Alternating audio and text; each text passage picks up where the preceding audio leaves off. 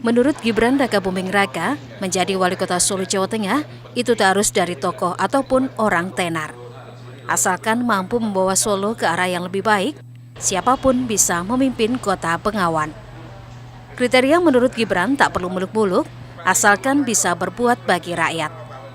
Saat ditanya apakah ini pertanda Gibran tak akan maju periode kedua, Gibran meminta warga yang menilai kinerjanya. Santai aja. Kok sudah mikir wali kota? Berarti 2024 mungkin sudah nggak di sini, Mas. Ya doakan masih di sini ya. Tolong doanya biar saya masih di sini ya. Kontraknya diperpanjang. Ya lihat aja lah ya. Tergantung warga Solo masih menghendaki saya atau tidak. Kalau tidak menghendaki ya aku tak Yang lain. tak pensiun apa-apa ya. Mohon maaf kalau banyak salahnya. Menarik untuk ditunggu. Apakah Gibran akan meninggalkan Solo atau maju ke pemilihan gubernur?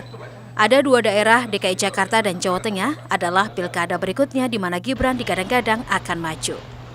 Widi Nugroho, Kompas TV, Solo, Jawa Tengah.